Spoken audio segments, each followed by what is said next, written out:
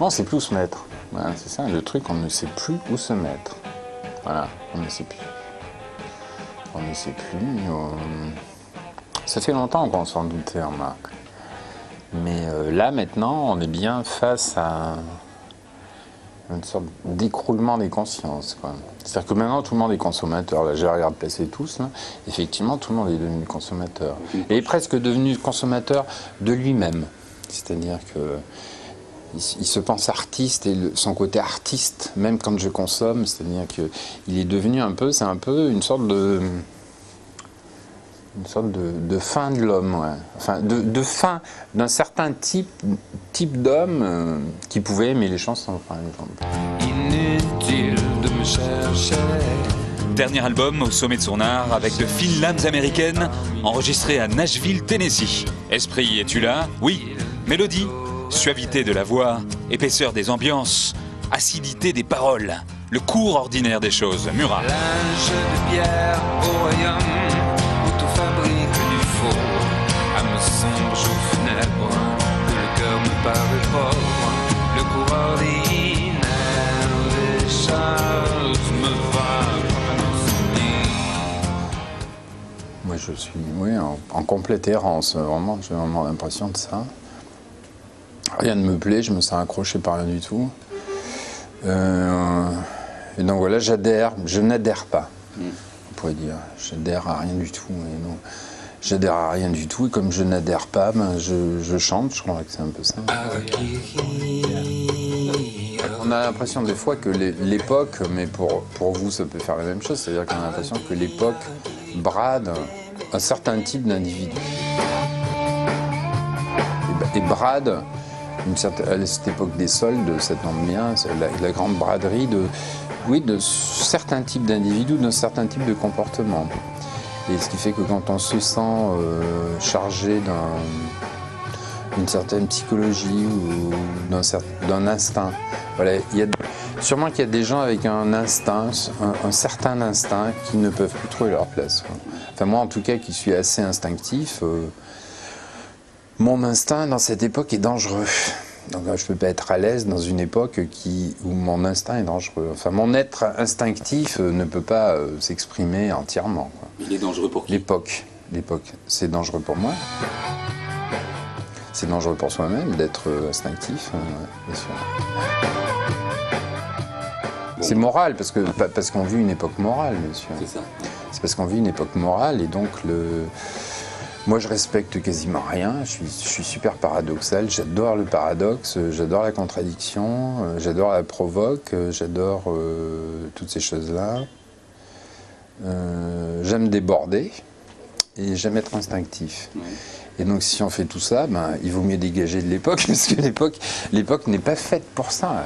L'époque déteste l'instinct, déteste le paradoxe, déteste l'immoralité.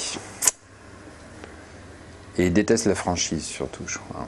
Je crois que c'est surtout la franchise. C'est surtout ça qui nous dérange, c'est la franchise. C'est-à-dire que la franchise n'est plus vivable. C'est ça qui est surtout désagréable, je trouve. Voilà l'apôtre du crime, voilà l'oiseau du malheur. On ne peut plus être franc. Alors ça, d'un seul coup, ça devient très délicat. C'est-à-dire que la franchise devient presque un acte de délinquance. Qui ne me plaît pas du tout. C'est pour ça que j'aime bien être à l'étranger. Être dans une nouvelle langue ou avec une autre langue, d'un seul coup, le rapport à la langue, et je comprends pourquoi les jeunes ils chantent en anglais aussi. C'est-à-dire que d'un seul coup, on prend plus frontalement le problème de la sincérité ou de la franchise de sa propre langue. On utilise une deuxième langue. On s'exprime ou on devient soi-même un être de la deuxième langue, puisque la première langue ne peut plus exister dans ce qu'elle a de plus fondamental, c'est-à-dire la franchise. Le français, les francs, c'est la franchise. Et donc je pense que notre langue donne son plein pouvoir dans la franchise. Si la franchise n'est plus possible, eh ben, il vaut mieux parler javanais. Il y a eu de meilleures époques?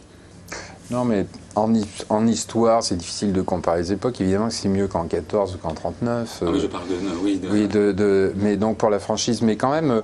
non, mais évidemment. Les années 80, c'était mieux ou 80? Bah, évidemment. Ouais.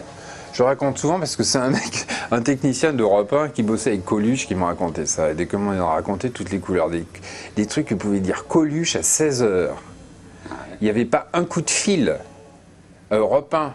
Mais une fois avant le journal, il balance l'histoire d'un petit garçon qui dit à sa mère maman, il y a mes copains qui jouent en bas, est-ce que je peux y aller? Et sa mère lui répond, si tu te retires, tu prends une gifle. Il m'a dit, par un coup de fil, avant le flash de 16h, à Europe 1, en, je sais pas, 80, 85, c'est comme ça. Tu dis ça maintenant, t'es mort. Le collectif, pour moi, ça a été un choc quand même, la commémoration de la chute du mur de Berlin. L'essentiel des témoignages des gens de l'Est, c'était de la nostalgie, c'était de dire c'était mieux avant. Au secours Solzhenitsyn, au secours Rostropovitch, au secours Chalamov, au secours les 8 millions de morts du goulag. C'est-à-dire que vous qui êtes morts par moins 40 pour la liberté d'expression, si on fait tomber un régime pour vous donner la liberté d'expression par rapport au fait de ne pas payer trop cher d'électricité, que c'était cool, que les trabants c'était bien, qu'il y avait des pièces détachées pas chères, tout ça, c'est d'un seul coup. Si la vie de consommateur vous amène, quand on vous redonne la liberté d'expression, à dire c'était mieux avant, la liberté d'expression ça n'est pas grand-chose. Il vaut mieux une vie confortable plutôt qu'une vie dans la liberté d'expression. Donc ça, par exemple, c'était un choc pour moi. Ça, je dois dire. J'ai suivi ça attentivement et de voir que l'essentiel des témoignages de l'Allemagne de l'Est, essentiellement, c'était mieux avant. Voilà ma pauvre chanson, l'occasion fait le larron. Mais non, mais c'est que maintenant, on se retrouve tous les jours, ils prennent une loi pour venir te faire chier. Ouais. Ils te font chier, tu ne peux plus allumer une clope, tu ne peux plus pincer des fesses de filles, tu ne peux plus regarder quelqu'un, tu ne peux plus absolument rien faire. Tu ne peux plus rien. Tu fermes ta gueule, tu peux plus leur dire merde à la télé, tu ne peux plus rien. Je pense que les gens s'expriment dans l'espace privé, que c'est terrible. Parce qu'il y a une sorte de... Ce qu'avant on appelait le politiquement correct, on ne le dit plus maintenant. C'est-à-dire qu'effectivement, je pense qu'on était... que la France a toujours été révolutionnaire parce que c'est le pays de la franchise, je pense. Je pense que c'est les Francs, et les Francs font la France, on s'exprime en français, et donc il ne faut pas oublier la racine des Francs qui donne la franchise. Et donc je pense que la franchise est révolutionnaire. J'aime beaucoup les périodes d'avant, quand on définissait toujours l'anglo-saxon comme la perfidie, comme l'hypocrisie. Ce que je pense toujours. J'essaie de bosser avec des Anglais pour voir que tu sais jamais ce qu'ils pensent. C'est dingue, je tape pas plus faux cul de chez faux cul. Et maintenant, ça y est, c'est arrivé chez nous. C'est-à-dire que le politiquement correct, c'est-à-dire l'hypocrisie, c'est-à-dire la perfidie, se sont installés et sont en territoire chez nous. Et donc, bien sûr, quand on parle, par exemple, quand ils parlent de leur problème d'identité nationale ou machin, il n'y a pas de problème d'identité nationale, c'est le problème de la franchise. C'est-à-dire, c'est le problème qu'un comportement, je dirais, de petits blancs, anglophones, pas de culture comme ça, aussi bien les Suédois, les Scandinaves, les machins, et toute cette daube qui te tombe dessus et qui fait que chacun est un flic pour l'autre. La franchise ne peut plus s'exprimer. Le dernier peuple vivant, là par exemple ça a choqué, mais je le pense vraiment, je trouve que le dernier peuple vivant d'Europe, je dirais c'est sûrement l'Italie. Okay. C'est sûrement les Italiens. Ouais.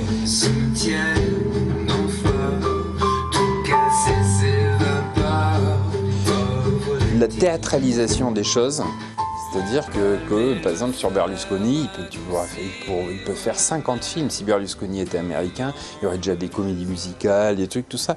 Moi je suis pour alimenter le romanesque de la vie, quoi. Voilà. Tu vois, si plus personne fume, si plus personne baise, si plus personne drague, si plus personne boit, si plus personne déborde, si tout le monde reste là comme un clergyman à regarder la télé et à faire je sais pas quoi et à prendre que la position du missionnaire, on s'en sortira pas. Donc t'as ça et puis... Enfin voilà, il y aurait plein de choses à dire pour justifier en tout cas l'inconfort absolu dans lequel on peut se trouver. C'est l'anneau dans la c'est du cerveau. Go, go, Johnny, go, pas Alors il y a certains artistes qui utilisent leur art pour dénoncer, pour récriminer, pour lutter, pour s'enfoncer Ah mais le dedans. public déteste. Le public déteste. T'as qu'une caste d'artistes qui vont dans le sens de la girouette tout le temps. On n'a même pas des artistes en France, on a des girouettes, tu pourrais dire. C'est vrai, c'est terrible.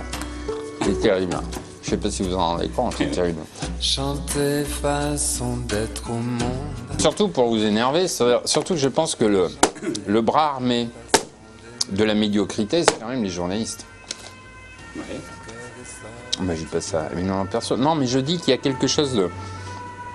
Dans la mesure où il faut faire de la caillasse, il faut ramener, qu'il y avoir des annonceurs, tout ça, donc il faut